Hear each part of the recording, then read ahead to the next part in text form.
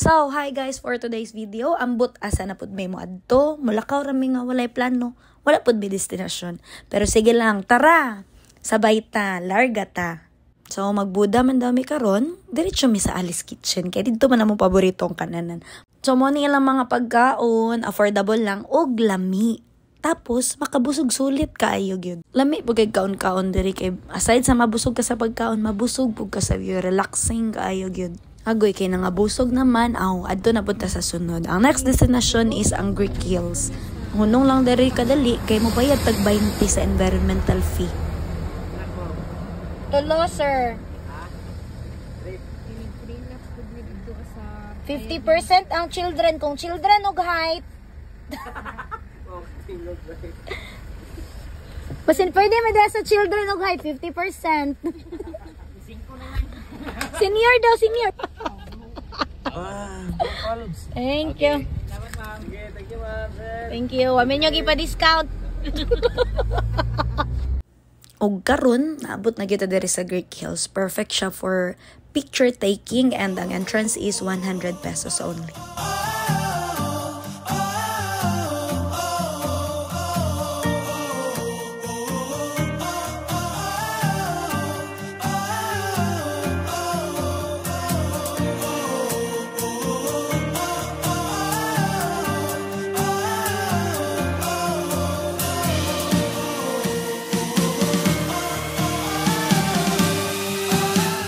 Aside sa picture taking, napod sila yung mga gi-offer na adventures na naadari ang mga rate.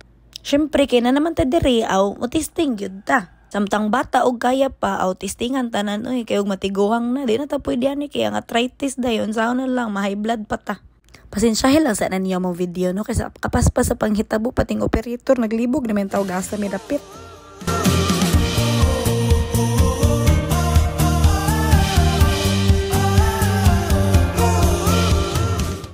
Ang next na mag-avail is ang zip bike. So, kung talawan ka day, ayun na lang dyan sa kayaan ni kaya di na ka pwede mo balik sa agi.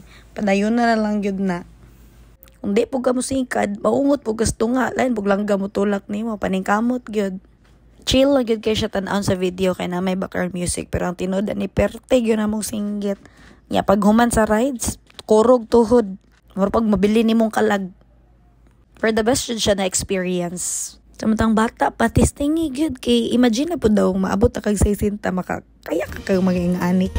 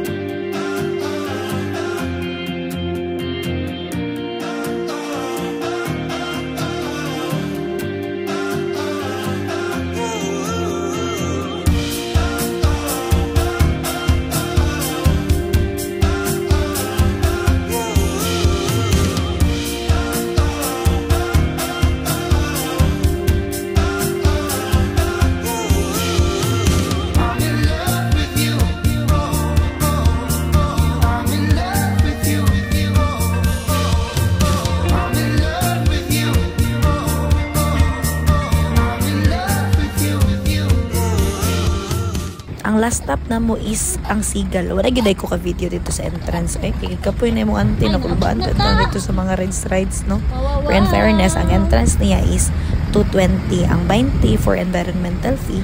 Then ang 200 mo, una nila na kay free access sa ilang swimming pool. Og apil na pod ang shuttle, so free transpo mo padulong sa falls. Ang ilang entrance kay separate siya sa swimming pool. So ihatod man pud noon mo padulong diri, sunduon pud mo pagbalik. Unya ang ihang swimming pool is mo baba pagyud ka. So baktas lang ka diri sa hagdan. Careful lang ka kay naay part na dangog since na siya mga lumot ang uban.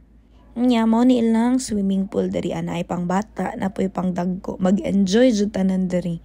And aside from that, gwapo jud kayo ang ilang area. Kay na jud ka sa tunga sa mountains na palibutan og tanang kahoy, and napod si Lipa Falls diri.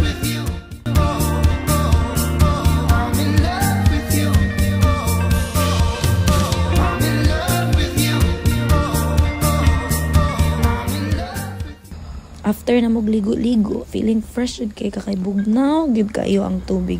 Tapos gisundo na dayon mi. O babalik na dayon mi sa ilang reception area.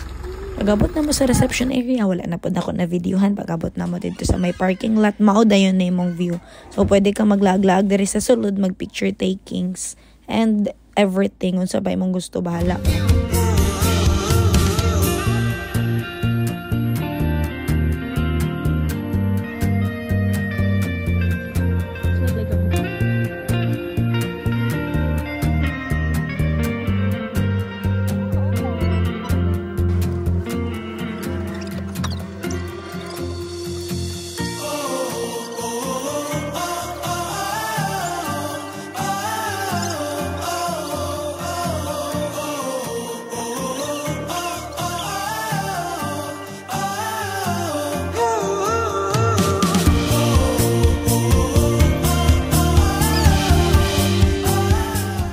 So, mo to siya mong gipang-adtuan. See you sa mong next live.